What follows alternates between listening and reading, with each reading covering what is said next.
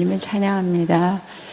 우리 학교를 위해서 기도할 때 양무리 떼가 많이 보였습니다. 양떼들이 많이 보였고, 그리고 많은 수의 무리들이 이렇게 때를 지어 있는 모습이 보였는데, 그러나 그 양무리 떼는 많이 보였는데 목자가 그 자리에 보이지 않아서 살펴보니까 목자는 양무리 안에 들어가 있는 모습이었고요. 그러니까 앞에서 인도하기보다는 양의 안에 들어가서 양들을 살피는 모습, 그러나 그 살피는 눈은 예리하게 살피고, 또 그러면서도 뭔가 이렇게 판단해서 살펴내면서 양들의 어떤 이렇게 부적절한 것들, 또 건강치 못한 그 양들은 목자가 이렇게 따로 빼는 모습이 보였습니다. 빼서는 그다음에 그를 불러서 그러니까 조금 병약하다든지 아니면 조금 더 살핌이 있는 양들은 목자 옆으로 더 가까이 오게 하고, 그리고 그들을 목자가 이제 앞에 쓸 때에 그 약간의 부적절한 건강치 못한 그 양들은 바로 목자 뒤에 세우고, 그 다음에 양무리를 따라오게 하면 수신호와 더불어 좋은 꼴로 인도하는 그런 모습이 보였습니다. 이거를 보여주시면서 주님 무엇을 말씀하십니까? 했을 때 주님이 지금 이 시간에 아가페를 향해서 계속 하나님의 뜻과 또 그리고 이 마지막 때에 신부 단장하는, 그러나 신부가 무기력한 신부가 아니라 신랑을 알고 그 신랑을 위해서 기름을 준비하고 또 영적 전쟁에 능한 용사로 만드는 학교로 내가 훈련시키고 있다면, 이 안에서 이제 이 학교를 졸업한 자라든지 학교와 함께하는 자들을 살피면서 혹이나마 그렇게 주님이 준비시키고 가는데도 불구하고 적절하지 못한 자들, 믿음이 떨어졌다든지 아니면 다른 것에 다른 거라는 건 이제 말씀이라든지 온전치 못한, 바로 세워지지 못한 그런 이렇게 영적인 어떤 병약한 자들, 그런 자들을 향해서, 그래서 앞에 그 목자에게 그러면 학장님이세요? 그랬더니 아니 나다라고 말씀하시면서 내가 친히 그들과 함께 하기를 더 원하고, 또 그런 그들과 함께함으로 너희들이 기도해야 될 것은 이제 여기서 온전한 그 양으로, 목자와 양의 관계에 온전하게 성장하는 데에 내가 더 힘쓸 것이다 말씀하시고, 있는 양들을 더 건강하게 만드는 데에 부적절한 양은 더 살피고, 그러나 목자 바로 뒤에서 치료하고 또 그에게 필요한 것들을 공급하면서 건강한, 그리고 또 마지막 때를 준비할 수 있는 이렇게 험한 이렇게 좋은 것을 찾아가지만 험한 길을 가는데 그 병약한 그런 양들은 잘 따라가는 모습이 보여서 지금 주님이 다시 한번 우리 아가페이의 모든 지체들을 돌아보고 있고 또 살피고 있고, 한 사람도 낙오되지 않도록 또 병약하지 않도록 말씀에 어긋나지 않도록 하나님은 마음을 써서 이렇게 찾아내시고 돌보신다는 모습을 보이면서, 이것이 바로 내가 하는 것이고 또 아가페가 이것을 향해서 믿음으로 나아갈 때에 더 큰 하나님의 나라는 한 사람 한 사람에 대해서 기도원과 같은 용사로 사용할 때가 곧 있을 것이다 말씀합니다. 학자를 위해서 기도할 때는 뭔가 모자를 쓰는 모습이 보였어요. 그런데 모자가 조금은 희한했고, 이제 그래서 이게 뭐지? 근데 우리 이제 여자들이 보면 이렇게 챙은 있지만 위에 뚜껑이 없는 것처럼 그런 모자를 쓰고 계신 모습이 보였어요. 그래서 아버지에게 햇빛을 가리는 겁니까? 했을 때 그거 아니라 에스라처럼 학자의 머리를 준다. 그런데 위에 뚜껑이 없는 것은 이렇게 머리의 부분은, 윗부분은 없는 것은 나와 잘 소통할 수 있도록, 그리고 더 세밀하게 나와 그 말씀을 계시로 받으면서 또 신선한 기름 부음이 계속 임재 안에서 우리가 머리에, 그래서 머리부터 그다음에 수여 목자락까지라면 기름 부음으로 채울 것을 내가 얘기한다 말씀하시고, 더 깊이 내게 무릎으로 기도하면서 하나님의 말씀에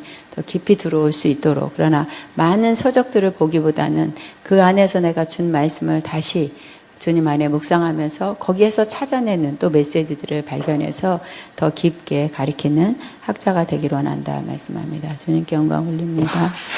아멘. 아멘입니다. 오늘 말씀은 요엘서 3장을 나누겠습니다. 요엘 또 마지막이네요. 요엘 3장을 1절부터 마지막까지를 같이 나누겠습니다. 시작.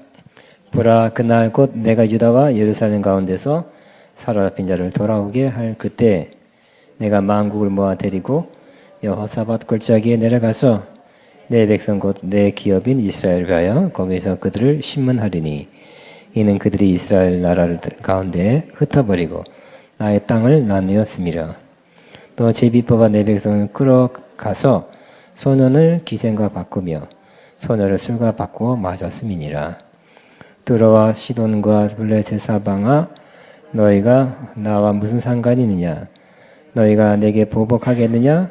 만일 내게 보복하면 너희가 보복하는 것을 내가 신속히 너희 머리에 돌리리니 곧 너희가 내 은과 금을 빼앗고 나의 진귀한 보물을 너희 신전으로 가져갔으며 또 유다 자손과 예루살렘 자손들을 헬라 족속에게 팔아서 그들의 영토에서 멀리 떠나게 하였음이니라. 보라 내가 그들을 너희가 팔아 이르게 한 곳에서 일으켜 나오게 하고 너희가 행한 것을 너희 머리에 돌렸어. 너희 자녀를 유다 자손의 손에 팔리니 그들은 다시 먼 나라 스바 사람에게 팔리라. 여호와께서 말씀하셨느니라. 너희는 모든 전쟁에 이렇게 널리 선포할지어다. 너희는 전쟁을 준비하고 용사를 격려하고 병사를 다 가까이 나와서 올라오게 할지어다. 너희는 보습을 쳐서 칼을 만들지어다. 낫을 쳐서 창을 만들지어다. 약한 자들 이르기를 나는 강하다 할지어다. 사면한 민족들아 너희는 속히 와서 모일지어다. 여호와여 주의 용사들로 그리로 내려오게 하옵소서. 민족들이 일어나서 여호사박 골짜 위로 올라올지니라. 내가 거기 앉아 사면한 민족들 다 심판하리로다. 너희는 낫을 쓰라. 곡식이 익었도다. 와서 밟을지어다. 포도주 틀이 가득히 차고 포도주 독이 넘치니 그들의 악이 크미로다. 사람이 많음이여 심판의 골짜기에 사람이 많음이여 심판의 골짜기에 여호와의 날이 가까움이라. 해와 달이 캄캄하며 별들이 그 빛을 거두도다. 여호와께서 시온에서 부르짖고 예루살렘에서 목소리를 내시리니 하늘과 땅이 진동하리로다. 그러나 여호와께서 그의 백성이 피난처 이스라엘 자들의 산성이 되시리로다. 그리 너희가 나는 내 성산 시온에 사는 너희 하나님 여호와인 줄 알 것이라. 예루살렘이 거룩하리니 다시는 이방 사람이 그 가운데로 통행하지 못하리로다. 그날의 산들이 작은 산들이 젖을 흘릴 것이며 위단 모든 시내가 물을 흘릴 것이며 여호와의 성전에 샘이 흘러나와서 시틴 골짜기에 되리라. 그러나 애굽은 황무지가 되겠고 에돔은 황무한 들이 되리니 이는 그들이 유다 자손의 포악을 행하여 무지한 피를 그 땅에서 흘렸습니다. 유다는 영원히 있겠고 예루살렘은 대대에 있으리라. 내가 전에는 그들의 피 흘림 당한 것을 갚아주지 아니하거니와 이제는 갚아주리니 이는 여호와께서 시온에 거하심이니라. 자, 우리 요엘서 2장 지난 시간에 굉장히 2장 굉장히 은혜롭게 저도 설교 끝나고 은혜로우면 내가 은혜가요. 내가 충만하고 내가 힘을 얻고 그 여운이 굉장히 오래 갑니다. 지난번에는 그랬을 것 같습니다. 좋은 말씀이 나눠진 것을 제가 기뻐했습니다. 오늘도 그렇게 되기를 바랍니다. 근데 오늘도 역시 이스라엘을 오늘은 그 전까지는 하나님이 이스라엘 범죄 우상숭배에 대해 심판한다는 얘기죠. 하나님은 심판하는 겁니다. 하나님 백성, 언약 백성, 택한 백성이라 할지라도 그들의 범죄를 지속된 오래된 회개하지 않은 범죄에 대해서는 반드시 심판한다는 것이죠. 하나님은 심판하시는 하나님.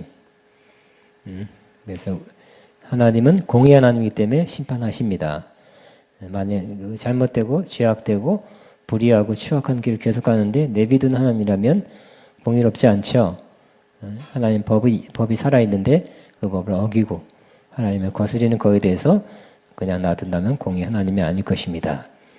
하나님 말씀, 법에 대해서 어긴 것에 대해서는 반드시 심판해야 하는 하나님이십니다. 그래서 이스라엘을 심판한다 그랬어요.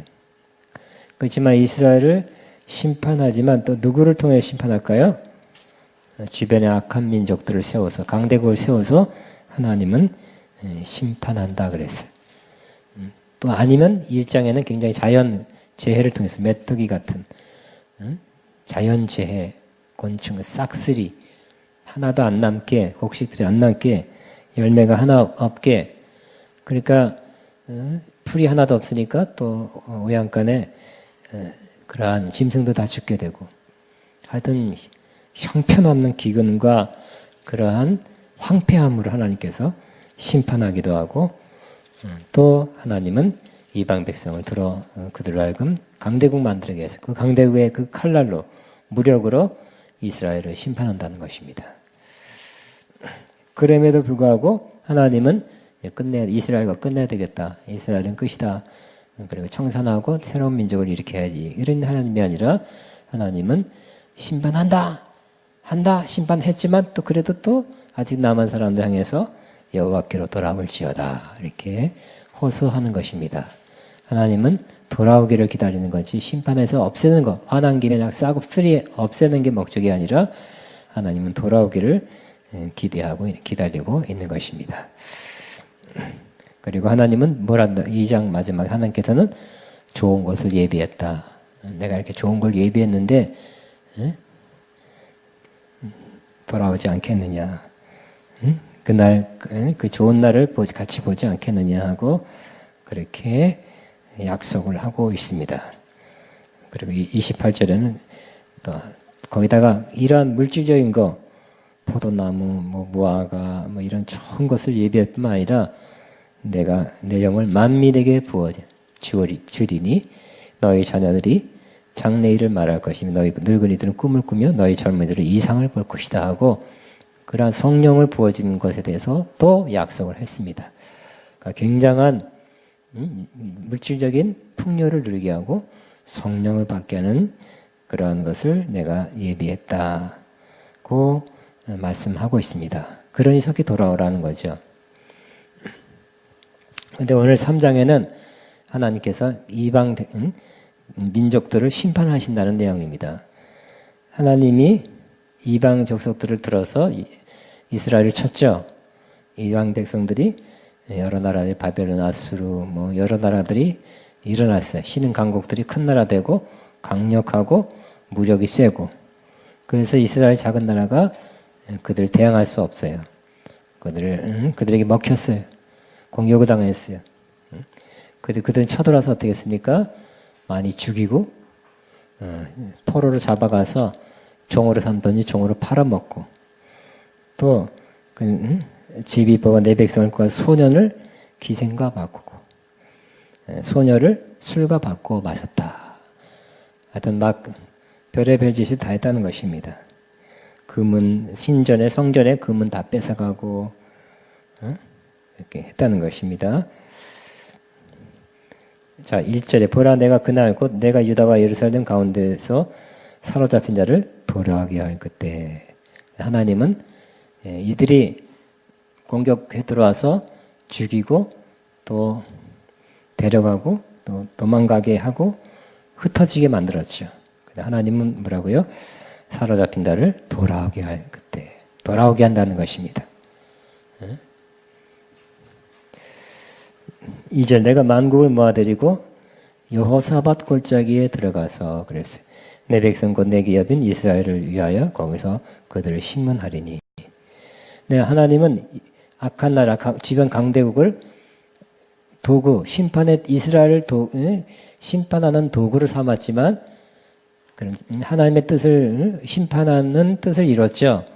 박수 치는 것이 아니라 이들도 심판하겠다는 거예요. 악한 자가 악한 일에 사용했으면 그들은 또 이스라엘 하나님의 뜻은 이스라엘 심판하는 그 당시 심판하는 일을 위해 사용했으면 가만히 두셔야 되는 것이 두실 것이 아니라 하나님은 이렇게 악한 일에 사용한 이 사람들도 심판한다는 거예요. 잠시 악한 것들을 악한 일에 사용했을 뿐이지 심판한다 그랬어요. 근데 어디를 모은다고요? 여호사밧 골짜기라고 했어요. 여호사밧 골짜기가 생각나는 거 있습니까? 여호사밧 골짜기에 모압, 암몬, 마온 연합군이 쳐들어왔죠. 여호사밧 왕이 거기서 기도했을 때 응답이 아하시엘을 통해서 응답 받았죠. 이것은 너에게 속한 것이 아니라 여호와께 속한 전쟁이다. 그렇게 말씀했어요. 너희가 행할 것은 없다. 그리고 그래서 찬양대를 조직하고 찬양대가 앞서가고 나갈 때 하나님이 역사했죠. 하나님이 역사해서 저거들끼리 막 찌르고 자르고 해서 이스라엘은 하나도 해를 받지 않고 다 물리쳐 승리하게 됐죠. 그런 역사적 그런 사실이 있습니다. 그러니까 이 하필 여호사밧 골짜기라는 것은 그때 연합군들을 심판했죠. 그런 식으로 하나님이. 그때 그런 식으로 하나님은 여호사밧 골짜기에 내려가서 내 백성 곧 내 기업인 이스라엘 바여 거기에서 그들을 심문하리니 이는 그들이 이스라엘 나라들 가운데서 흩어버리고 나의 땅을 나눴으며 또 제비 뽑아 내 백성을 끌어와서 소년을 귀생과 바꾸며 소녀를 술과 바꾸어 마셨습니다. 그랬어요. 그런데 저는 오늘 여기서 굉장히 오늘은 지난 시간에 다루게 오늘은 좀 성경 해석에 대한 문제를 다뤄야 되겠다는 마음을 갖습니다. 여호사밧 골짜기라 그러면 만국의 여호사밧 골짜기에 다 들어갈 수 있을까요? 그건 아니라는 거예요. 그죠? 만국에 우리나라만 해도 뭐 60만 우리나라만 가도 거기 못 들어갈 거다. 이번에 무기토 골짜기에 이스라엘 갔을 때 거기에 넓긴 넓지만 거기에 몇십만 명 들어가기는 좀 그래요. 거기에 모여서 아마겟돈 전쟁이 일어난다고 하는데 그건 아니에요. 그럴 수가 없어요. 그렇게 넓은 지역이 아니에요. 저 끝이 보이는데 넓긴 넓지만 그냥 몇천 명이 싸울 만한 그 정도 되지. 동방에서 2만이 오고 열방이 모여서 거기 전쟁할 만한 장소는 아니에요.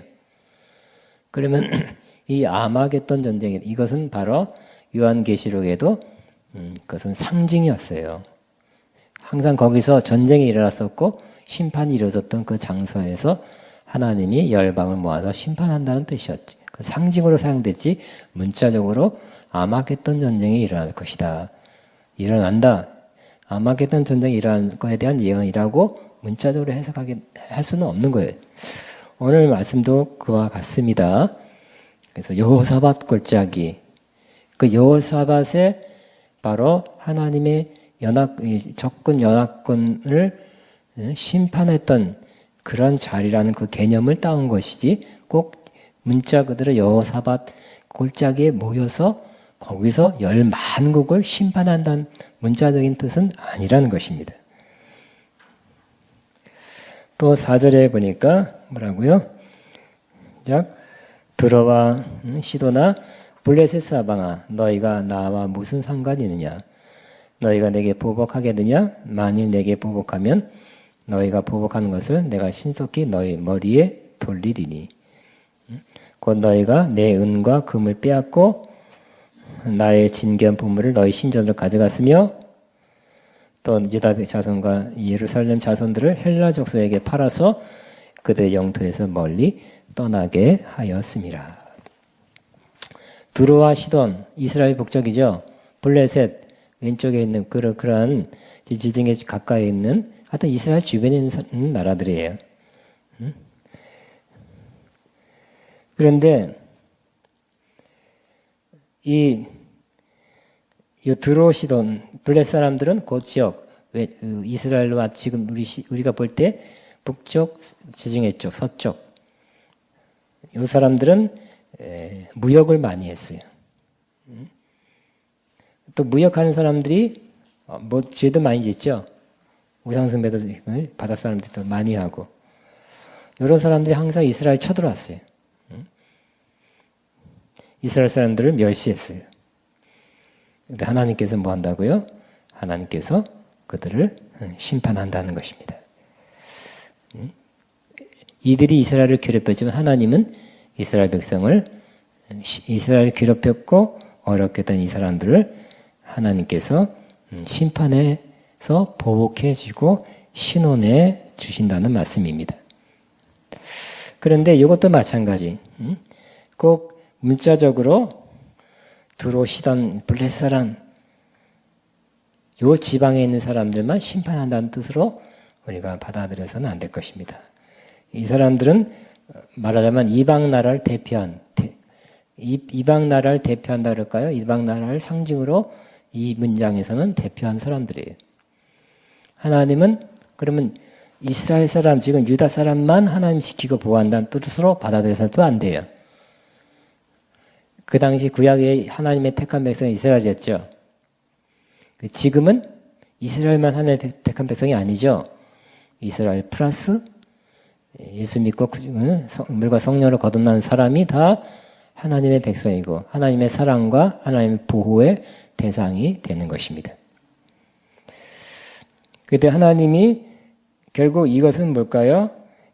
그 당시 이스라엘을 괴롭혔던 이 위험 민족들을 하나님께서 또 이렇게 나쁜 짓 했던 사람들을 하나님께 보복한다는데 마찬가지로 결국 이 요엘서에서 보면 좀 이따 봅니다. 2장 3장에서는 지금 당장 이스라엘에게 어떻게 해주겠다는 것보다는 이것을 이스라엘을 포함해서 이스라엘을 비춰서 후대에 누구? 예수 믿는 사람들. 예수 믿는 사람들을 참 이스라엘이라고 하잖아요. 그죠? 갈라디아 3장 보면 예수 믿는 사람들을 하나님께서 그 괴롭힌 자들, 힘들게 한 자들 하나님께서 갚아주시겠다는 그러한 예언이 되는 것입니다. 그러니까 성령께서 그렇게 그거만 한 것이 아니라 전체까지 포괄적으로 예언한 거예요. 조금 이제 내가 어떻게 이해시키기가 어렵습니다. 6절에 또 유다 자손과 예루살렘들을 헬라 족속에 팔아서 그의 영토에서 멀리 떠나게 하였습니다. 이들이 그런 짓 했대요. 그런데 결국 7절 보라 내가 그들을 너희가 팔아 이르게 한 곳에서 일으켜 나오게 하고 너희가 행한 것을 너희 머리에 돌려서 나쁜 짓 한 것을 심판해 너희 자녀를 유사 자손의 손에 팔리니 그는 다시 먼 나라 스바 사람에게 팔리라 여호와께서 말씀하셨느니라. 그러니까 이것도 마찬가지. 일부 지금 이스라엘에게 이 말씀이 이루어졌을까요? 이스라엘이 돌아오는 건 지금 막 되고 있죠. 그러나 여기 머리에 심판을 두고 또 너희 자녀를 유다 자손의 손에 팔리고 먼 나라 사람 스바에게 팔리라. 이 말씀은 이루어지는 건 제가 모르겠어요. 그러니까 이 말씀도 마찬가지 꼭 문자적으로만 이루어지는 말씀이라고 할 수가 없다는 것입니다. 자, 9절에 너희는 모든 민족에 이렇게 널리 선포할 자다. 너희는 전쟁을 준비하고 용사를 격려하고 병사로 더 가까이 나와서 올라오게 할지어다. 너희는 보습을 쳐서 보습 농사 짓는 기구죠. 칼을 만들으래요. 낫을 쳐서 창을 만들어요. 악한 자도 이르기를 나는 강하다 하면서 할지어다. 사면의 민족들아 너희는 속히 와서 모일지어다. 여호와여 주의 용사들로 그리로 내려오게 하옵소서. 근데 민족들이 일어나서 여호사밧 골짜기로 올라올지어다. 내가 거기 앉아서 사면의 민족들 다 이들이 씩씩거리면서 힘을 내가지고 모인다는 거예요. 모이게 한다는 거예요. 또 그들 모일 마음을 준다는 거예요. 근데 모여서 어떻게 한다고요? 여호사밧 골짜기에 모이는데 하나님은 그렇게 모이도록 마음을 주셔서 여호사밧 골짜기에서 사면의 민족들을 다 심판하리라는 것입니다. 아까 얘기했죠. 무기토 골짜기에서 뭐라고요? 거기는 전쟁과 심판이 일어났던 곳인데 거기 결국은 그 전쟁은 무슨 전쟁이에요? 하나님이 하나님을 결국 이스라엘을 대적했던 사람들을 심판하는 것. 즉 우리 지금 믿는 사람 하나님을 대적하고 하나님의 백성들을 핍박한 사람들을 심판하는 전쟁이에요. 아마겟돈 전쟁이에요. 소위. 근데 요한계시록에서는 더 넓게 나왔어요. 즉 이스라엘 원수 그것만 갚은 게 아니라 하나님의 백성이라는 포괄적으로 더 크게 나왔어요.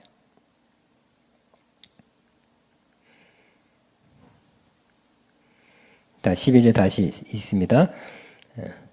민족들은 일어나서 여호사밧 골짜기로 올라올지어다. 내가 거기서 앉아서 사면한 민족들 다 심판하리로다. 너희는 낯을 쓰라 곡식이 어떠다. 와서 밟을지어다. 포도주 틀이 가득히 차고 포도주 독이 넘치니 그들의 악이 큼이라. 그러니까 심판의 모습을 이렇게 비유적으로 표현하고 있습니다. 낫을 써서 곡식을 익었다다. 베어버린다는 거죠. 와서 밟을지어다. 포도주, 이거 비유, 시적 표현이죠. 하나님의 진노를 표현할 때 포도주, 그 목욕탕 같은 곳에 포도주를 넣고 막 지경지가 밟듯이 하나님께서 밟아서 심판하는 것처럼 그렇게 심판할 것이라는 시적, 비유적 표현입니다. 이방 사람들, 특별히 요 문자적으로 보면 이스라엘을 괴롭힌 그런 사람, 그러한 민족들을 심판할 것이다.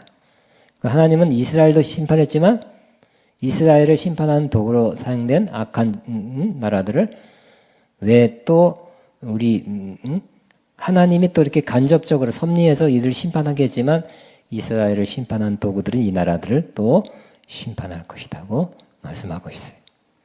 그러니까 하나님은 이스라엘에 대한 사랑은 버리지 않는 거죠. 악을 향하고 죄를 져도 버리지 않아요. 그러나 이방인들은 악을 한가득 심판해버리고 끝내. 돌아오라, 뭐, 다시 내가 또 좋은 걸 약속하고 그런 건 없어요. 그러니까 이스라엘 나라만 그런 게 아니라, 이스라엘도 포함되지만, 예수 믿는다. 진정으로 예수 믿고 거듭난 하나님의 자녀들에 대한 하나님의 마음, 하나님의 태도가 그렇다는 것이. 우리 예수 믿는 사람이 심판을 받습니까? 안 받습니까? 베드로 전서 5장 보시면 한번 보겠습니다.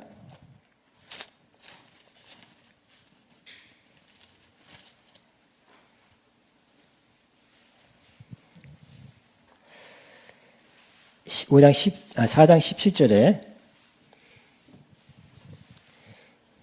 시작. 하나님의 집에서 심판할 때가 되었나니 만일 우리에게 먼저 하면 하나님의 복음을 순종하지 아니하는 그들이 그 마지막 어떠하냐. 예수 믿는 사람도 먼저 심판을 받는데요. 그죠? 그래서 지금 우리는 여기서 받는 거예요.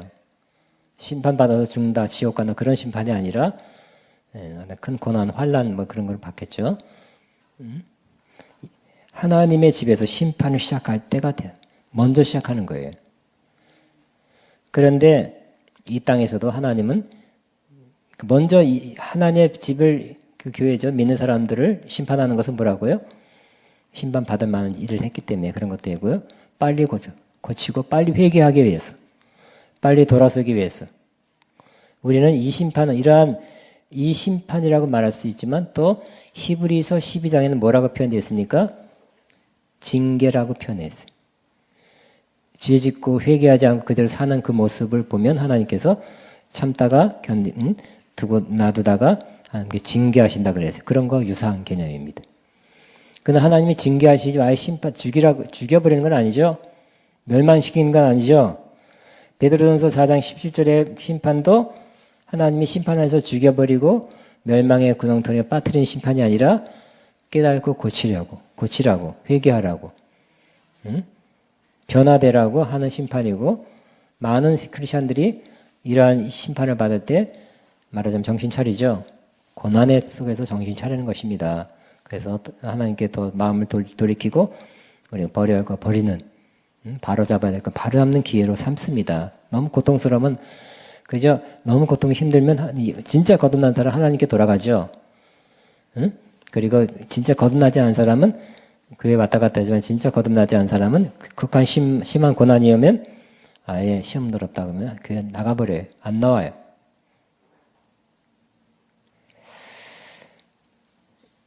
자, 다시 요엘서 3장으로 돌아와서 하나님은 믿는 자에게 이스라엘에게 먼저 이런 심판을 했죠. 이렇게 이방 나라를 통해 심판했어요. 그렇지만 하나님의 사랑, 하나님의 이스라엘 향한 그 좋은 마음 그냥 갖고 있어요. 그대로 갖고 있어요. 절대로 안 버렸어요.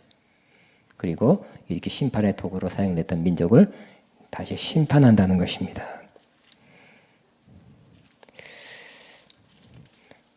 다시 14절부터 읽겠습니다.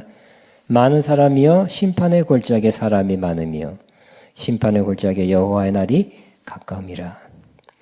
해와 달이 캄캄하며 별들이 그 빛을 거두도다. 여호와께서 시온에서 부르짖고 예루살렘에서 목소리를 내시니니 하늘과 땅이 진동하도다 하리로다. 그러나 여호와께서 그의 백성의 피난처 이스라엘 자손의 산성이 되시리로다. 민족을 심판하니까 굉장하죠. 온 지구가 심판은 받겠죠. 우리가 이스라엘 요한계시록 볼 때도 6장부터 뭐 인을 뜰 때마다 심판이고 나팔을 불 때마다 심판이고 대접을 볼 때마다 심판이었죠. 긴 심판의 것을 봤어요. 그래서 결국은 하나님은 그러나 하나님의 입맞은 사람들은 하나님이 구원해 주셨죠. 그것과 유사한 것입니다. 하나님은 진정 하나님의 자녀들을 이러한 심판 중에서도 심판을 행하지만 그 가운데 보호하신다는 거예요. 구원하신다는 것입니다. 그러니까 여러분 진정으로 물과 성령을 거듭났으니까 세상에 전 세계적으로 오는 심판의 날이라 할지라도 하나님은 여러분을 아시고 여러분을 보호해 주실 것입니다. 도매금으로 다 할 수 없이 나도 심판받아 죽는다. 그건 아니라는 것입니다. 이렇게 무섭게 막 하늘이 깜깜해지고 별들이 빛을 거두고 막 굉장하죠. 목소리가 큰 소리가 나고 하나님의 목소리가 나고 막 그런데 이 16절에 그러나 여호와께서 그의 백성의 피난처 이스라엘 자손의 산성에 대해서 피할 것이 된다는 것.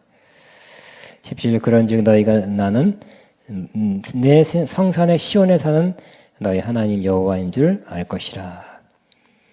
예루살렘이 거룩하리니 다시는 이방 사람이 그 가운데 통행하지 못하리로다. 자, 성산 시온 예루살렘이 한쪽이에요. 하나님 꼭 거기만 사는 건 아니죠. 이스라엘은 그렇다고 여겼어요. 그렇게 난 시온에 거한다고 말했지만 하나님은 꼭 시온산 예루살렘 그 남북 동남쪽에 있는 그 시온 언덕에만 계신 것이 아니죠. 온 우주에 계시잖아요. 그죠? 그러니까 하나님은 이스라엘에게 이스라엘 문화에 이스라엘 지형에서 이스라엘 민족 가운데서 하나님의 어떠한 분인 것을 나타냈지만 저와 여러분은 믿음으로 예수 그리스도 믿음으로 참 이스라엘 사람이 되었고 이 모든 말씀은 이스라엘 문자적으로 이스라엘 사람만 위한 것이 아니라 쫙 비춰서 참 이스라엘. 이건 하나의 좁은 거, 또 상징으로 말고 진짜는 더 크게 하나님께서 예언적으로 상징적으로 말씀하신 거라는 뜻입니다.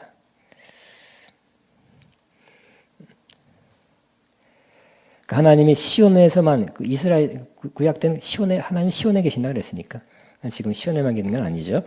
너희 하나님 여호와인 줄 알 것이다. 예루살렘이 거룩하리니 다시는 이방 사람이 그 가운데로 통행하지 못하리로다. 지금 여러분이 문자대로 해석하면 지금 이 요엘서를 읽는 그 예언을 받는 예언서를 읽는 사람 혹은 듣는 사람들은 와 이렇게 될 것이다. 근데 이렇게 된 적이 있습니까 없습니까?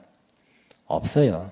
이렇게 BC 600몇 년 된 예언인데 그 당시에 예언 들었던 사람도 이루지 못했고 지금까지 이 예언은 이렇게 이루어지지 않았어요. 문자적으로. 지금 여러분 예루살렘 가면 한구탱의 한 지역에 누가 살아요? 이방인들이 산다니까 팔레스타인 사람들이.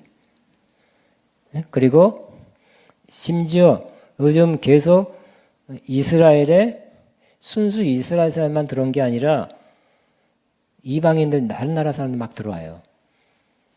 그래서 여러분 인터넷 아니면 책자에 보면 600만이어도 지금 진짜 쳐보니까 최근 뉴스는 800몇만이에요. 이스라엘이. 이방인들 많이 섞여갖고. 그럼 이 말씀대로 안 된 거잖아요. 2600년이나 지난데도 말씀대로 안 된 거잖아요. 그죠? 그러니까 이것은 문자적으로 해석하면 안 된다 하는 것을 또 알 수 있습니다. 그날에 18절 산들이 단 포도주를 떨어뜨릴 것이며 작은 산들이 젖을 흘릴 것이며 유다 모든 시내가 물을 흘리며 여호와의 성전에서 샘이 흘러나와서 시딘 골짜기에 되리라. 지금 이 말씀은 이루어지지 않았죠. 아직까지도. 또 이 문자대로 이루어진 거라는 너무 그 문자대로 믿어도 좀 어렵습니다.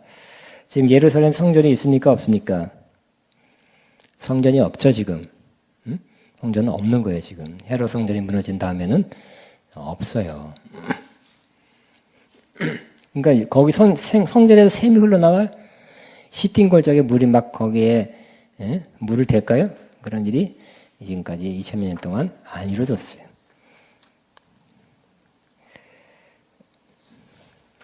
그러면 이것을 이스라엘 사람들이 예수 믿고 거듭난 성령으로 물과 성령으로 거듭난 사람 말고 이스라엘 사람 믿고 말하자면 이스라엘의 구약 믿고 이스라엘 신앙 갖고 있는 사람 유대교를 하잖아요. 유대교 사람들은 어떻게 해석할까요? 문자적으로 해석하는 거예요.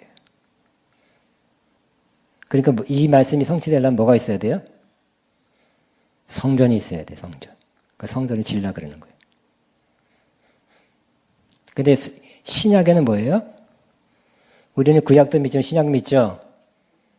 성전은 예수님이 헤롯 성전일 때 이 성전을 헐라할 때 자기 몸이 성전이라 그랬고 고린도전서에는 너희가 하나님의 성전인 것과 우리가 하나님의 성전이라 그랬죠.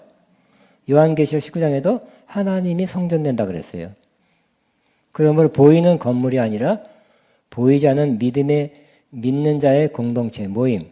거기 하나님 임재가 있고 거기 하나님 계신 그것이 성전이에요. 근데 구약만 본 사람은 어떻게 구약만 믿는 사람은 성전을 지어야 돼요. 무슨 제3성전 이렇게. 그러니까 이렇게 신구약을 같이 보는 사람하고 구약만 보는 사람하고 해석이 엄청 틀려지는 거예요. 세계 역사가 달라지고 있어요. 그죠? 이스라엘의 무슨 제3성전 지으려고 얼마나 사람들이 또 그대로만 많은지 모르겠어요. 저 여러분이 성령을 통해서 잘 깨닫게 되시기 바랍니다. 신약 성경은 누가 감동 썼어요? 구약도 성령의 감동을 썼고 신약도 성령의 감동을 썼죠. 신약에는 성전을 바로 우리가 하나님의 성전이라 그래요. 건물이 아니라 계시록에도 하나님이 그냥 성전이라 그랬어요. 그러니까 보이는 건물이 아니라는 거죠. 근데 이거를 문자적으로 해석하면 신약을 믿지 않고 예수님을 메시아를 믿지 않고 신약을 사도들 이것이 무슨 구약 성경과 동일한 권위가 있는 책이라고 믿지 않죠. 대부분의 이스라엘 사람들은. 그러니까 그걸 믿지 않으니까 또 성전을 지어야 되고 그런 거예요. 또 트럼프를 통해서 하나님이 사용하는 면이 있는 것 같아요. 담대하고. 근데 좀 지나친 면도 있는 것 같아요. 그 트럼프의 딸 이방카가 남편인 유대교 신자하고 결혼했죠. 그리고 아예 개종했어요, 유대교로. 그게 굉장히 이스라엘적이에요. 그건 이스라엘적인 건 좋은 거죠. 그렇지만 지나치게 문자적으로 이스라엘에 예언된 것들을 문자적으로 이루려면 그것도 좀 오버한 지나친 면이 있다고 믿어요. 그래서 트럼프도 제3성전 짓는 걸 이렇게 기대하고 바란다 이렇게 했고 심지어 러시아의 그 무시무시한 그 푸틴 대통령도 종교상이 어떤 얼마나 신앙인인지 모르지만 그리스 정교회 교인이잖아요. 기독교인이라고요. 그러니까 거기도 푸틴네마다 그 말 했다는 거예요. 외교적으로만 했는지 모르지만 어쨌든 제3성전이 지어지길 바란다. 그러니까 얼마나 지금 이 성경을 문자적으로 해석하는 사람들 유대교. 예수님과 신약의 말씀으로 성경을 해석하는 기독교인. 구약 성경을 인정하고 있지만 마호메트에 의해서 해석하는 이슬람교. 또 몰몬경에 의해서 해석하는 몰몬교. 얼마나 많은 것이 지금 세계 종교가 나눠진지 모르겠어요.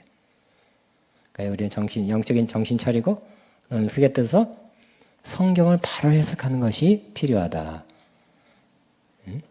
중요한 때죠? 중요한 때입니다. 거의 끼지도 못하지만 신천지는 이만희 교주의 그러한 영으로 성경을 해석하는 거예요. 자, 이거 다시 보겠습니다.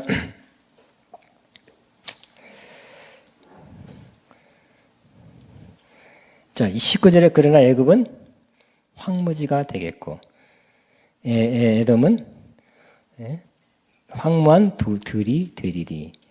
요것도 문자절에서 가면 애굽이 황무지가 되겠습니까? 되었습니까? 아니죠. 애굽은 뭐 강대국 됐다가 좀 약했다가는 하지만 지금까지 이집트잖아요. 문자적으로 황무지가 된 적은 없네요. 에돔이 지금 어딜까요? 요르단인가? 그런 지역도 황무한 들이 되는 건 아니에요. 좀 못 사는 나라는 건 맞지만. 어쨌든 이건 비유, 상징이다 하는 걸 알아주시고, 이는 그들이 유다 자손에게 포악을 행하여 무죄한 피를 그 땅에 흘렸음이니라. 유다는 영원히 있겠고 예루살렘 대대에 있으리라.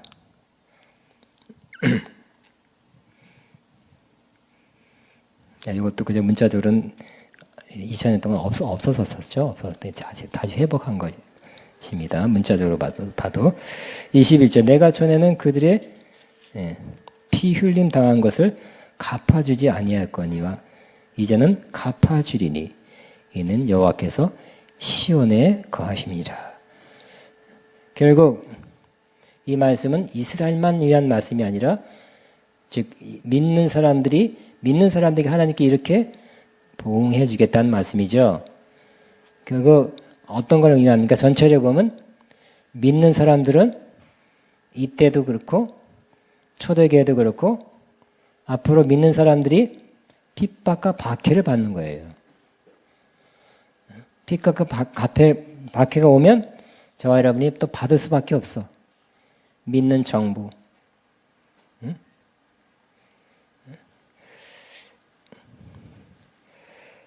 그런데 하나님은 우리가 안 믿는 사람 통해서 핍박받아요. 안 믿는 통치자, 정부, 무슨 당국,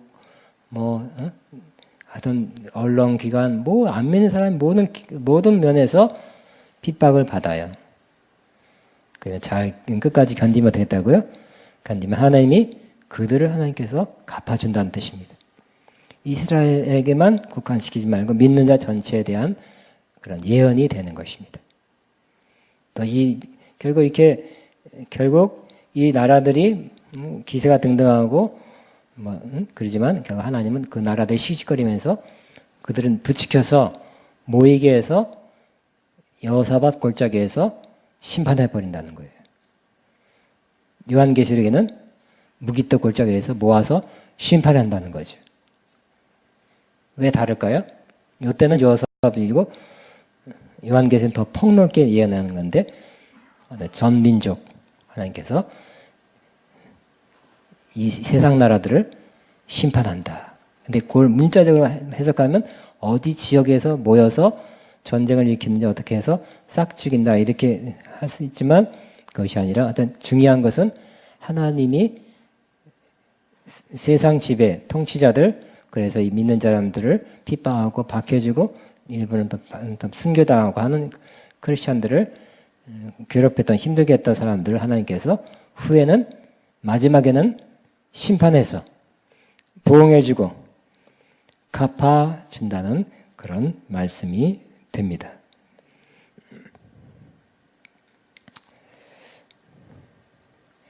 자, 다시 조금 더 내가 좀 몇 가지 보충을 하겠습니다. 11절에 보면 자, 이 사람들이 막 모이죠. 19절 너희는 모든 민족에 이렇게 널리 선포할지어다. 너희는 전쟁을 준비하고 용사들을 격려하고 병서로 다 가까이 나와서 올라오게 할지어다. 너희는 보습을 쳐서 칼을 만들지어다. 낫을 쳐서 창을 만들지어다. 아까 저도 이르기를 나는 강하다 할지어다. 사면은 문적들아 너희는 속히 와서 모일지어다. 이런 일이 이스라엘에게 일어났었습니까? 한 번도 없었죠. 문자적으로 일어난 적이 없어요. 여호와여, 근데 뭐라고 기도하고 있어요? 여호와여, 주의 용사들로 그리로 내려오게 하옵소서. 마지막 때, 그죠? 마지막 때 하나님이 심판할 때 하나님이 예수님이 천군 천사를 동반하고 내려와서 이 세상 그리스도를 대적하는 세력들을 심판한다 그랬죠. 그 말씀을 상징으로 또 보여주고 있어요. 그러니까 성령이 이 요엘서에 썼기 때문에 후에 일어날 어떤 일에 대한 어떤 일맥상통한 영감이랄까 상징이랄까 미리 조금 보여주는 것을 여기 이렇게 쓰고 있는 것입니다. 또 제가 조금 더 자, 별안 되게 두서가 없었어요. 19절에 그 다음에 그러나 애굽은 19절 항무지가 되겠고 에돔은 황무한 들이 되리니 이는 그들이 유다 자손에게 포악을 행하여 무지한 피를 그 땅에 흘렸음이니라 그랬어요. 자, 이것은 그 애굽 나라, 현재 애굽 나라가 그렇게 되지 않았다 그랬어요. 황무지가 된 적이 없다 그랬어요. 아직도 이집트는 나일강 때문에 비옥한 지역이에요. 에돔도 황무한 들이 되지 않았어요. 그러니까 요것도 마찬가지. 그 나라 문자 그대로 그 나라가 이렇게 될 거란 생각보다는 요 나라가 뭐를 상징합니까? 요 나라들이 바로 항상 애굽은 하나님 백성을 핍박했죠. 항상 도살이고 핍박했어요. 에돔도 항상 자꾸 쳐들어왔죠. 이것은 바로 하나님을 대적하는 사탄을 상징적으로 묘사하는 것입니다. 그러니까 문자적인 해석이냐 성령께서 그러한 특색을 애굽의 그 성격, 에돔의 성격을 따서 마지막 때에 이러한 사탄의 성격을 여기 이 애굽과 에돔에 비유해서 빗대어서 표현했느냐. 저가 요거에서 해석이 틀려지게 되는 것입니다. 오늘은 좀 그렇죠? 그 다음에 또 하나. 제가 하나를 더 나누려고 그랬는데 제가 여기서 내가 뭐를 하나 찾았는데 sorry.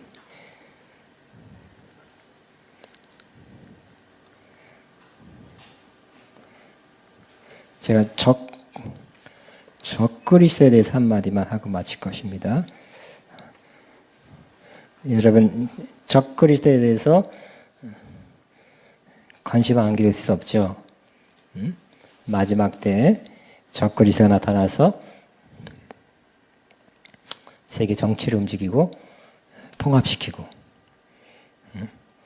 지금 적그리스도가 나타나는 쪽으로 가고 있죠.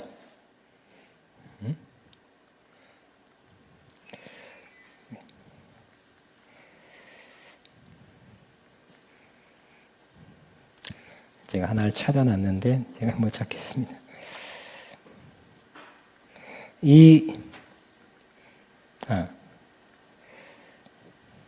4절에서 8절 다시 4절에서 8절 여기 자 4절에서 8절 다시 두로와 시돈과 블렛의 사방아 너희가 나와 무슨 상관이 있느냐 너희가 내게 보복하겠느냐 만일 내게 보복하면 너희가 보복하는 것을 내가 신속히 너희 머리에 둘지니 곧 너희가 어떻게 한다고요? 내 은과 금을 빼앗고 나의 징계한 보물을 너희 신전으로 가져갔으며 또 유다 자손과 예루살렘 자손을 헬라 족속에게 팔아서 그들의 영토에서 멀리 떠나게 했습니다. 그랬어요. 실제 보라 내가 그들을 너희가 팔아 이르게 한 곳에서 일으켜 나오게 하고 너희가 행한 것을 너희 머리에 돌렸어. 너희 자녀를 유다 자손의 손에 팔리니 그들은 다시 먼 나라 수바 사람에게 팔리라 여호와께서 말씀하시니라 그랬어요. 자, 두로, 시돈, 블레셋 세방 지방 이스라엘 자주 쳐들어와서 뺏어갔던 사람들, 탈취했던 사람들. 이 사람들은 무역, 상업이 능했죠. 경제적인 것을 밝히는 사람들이었어요. 또 이들이 과거 했던 행위 중에 하나가 이스라엘 백성들을 핍박하거나 이스라엘을 좀 없애려는 그런 일들을 역사적으로 많이 했습니다.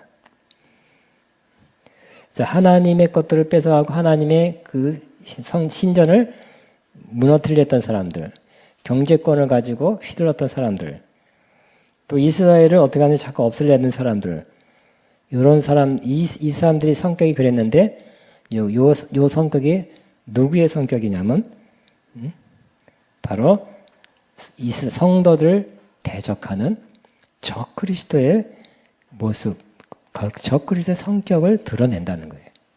거기에 이렇게 포함되어 있고 그 모습을 이렇게 나타낸다는 거예요. 이 사람들의 모습. 그러니까 문자적으로 이런 나라 이렇게 문자적으로 해석하면 해석이 안 되는 경우가 있어요. 근데 하나님의 성령이 이런 나라들의 성격을 사용해서 후에 마지막 때에 있을 적그리스도의 성격, 그들이 이런 성격을 가지고 이런 일을 할 거라는 것을 하나님께 비춰 예언적으로 말씀하는 거이고, 그러나 적그리스도도 된다고 하나님께서 그들 적그리스도도 하나님이 심판하게 될 것이다.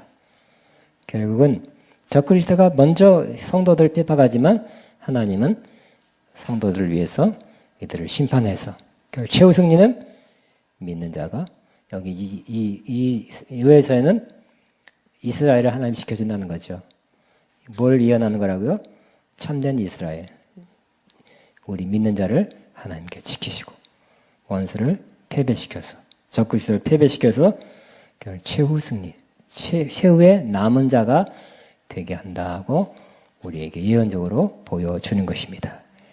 그래서 저와 여러분이 구약을 뭘 읽을 때마다 뭘 읽을 때 이 요엘서도 그렇고 특별히 요엘서 스가랴서를 잘 읽어야 돼요.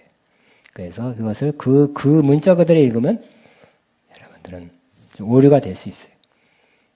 그 문자를 그것을 포함하면서도 멀리 하나님께서 마지막 때를 예언하는 진짜 문자 이스라엘만이 아니라 참 이스라엘 향한 그러한 예언으로 해석하고 그 지역 그대로 문자로 이루어지는 것이 아니라 그 지역을 통해 여호사밧에 모이게 한다 꼭 그 지역에 모인다는 뜻이 아니라 하나님이 그렇게 귀합해서 그때 심판을 행했듯이 또 하나님은 하나님을 대적하는 민족들을 모아서 심판한다는 뜻으로 저와 여러분이 받아들여야 될 것입니다. 그러니까 성령님은 놀랍죠? 2600년 전에 예언하는 것이 이루어지고 있고 앞으로는 이루어질 거라는 거예요. 성령님 다 아시기 때문에. 여러분 그래도 어떤 예언 은사가 막 충만한 분이 있더라고. 하나님의 예언사를 받으니까 한 번에 이 사람의 과거, 현재, 미래가 착 보이더라고. 그것도 맞는 말 같아요. 하나님의 성령은 한 번에 다 보는 거예요. 과거, 현재, 미래. 그렇겠죠? 그것과 비슷하게 하나님은 이스라엘만 보는 게 아니라 쫙. 우리 이스라엘 요 문자 그대로만 한다면 그냥 이스라엘 역사책이 우리가 지금 우리한테는 의미가 없는 글이 돼요. 실제적으로 그렇게 이루어지지도 않았어요. 문자적으로. 다 조사해 보면 하나님께서 성령께서 문자적으로 문자적으로 이루실 거라는 것을 예언하기 위한 책이 아니라는 것을 보여주고 있는 것입니다. 아멘. 오늘 좀 여러분이 갸우뚱하는 거 오늘 그랬습니다. 자, 저와 여러분이 항상 지혜와 계시형을 받아서 말씀을 잘 분별하고 성경 바로 해석하고 바른 길 가게 되기를 바랍니다. 성령께서 이걸 쓰셨다면 성령께서 깨닫게 해주셨고 해석하게 해주셔서 바른 길 가게 되기를 바랍니다. 그래, 여러 가지 많잖아요, 그죠? 지금 제일 유력한 사람도 이제 언젠가 또 말할 거예요. 그런 것 때문에 많은 거 분별해야 되고 정확히 해석해서. 또 극단적으로 막 너무 치우셔서 막 옛날부터 막 교황이다 그러면 너무 지나친 것도 있고요. 그쪽으로 가고 있는 것 같아요. 그쪽으로 지금 점점 매우 다가오는 것 같지만 암 초기인 사람 다 암 때문에 죽는다 그러면 안 되겠죠. 그냥 있는 그대로 당신은 암 초기인데 나을 수 있습니다. 이렇게 아주 정확하게 말해야지 그러한 교황이 그런 요소가 많이 있는 거하고 그렇게 된 거하고 틀리잖아요. 그러니까 오케이 이제 그만하겠습니다. 자, 우리 오늘 시간 나의 기도하는 것보다 찬양하고 기도하고 마치겠습니다. 나의 기도하는 것보다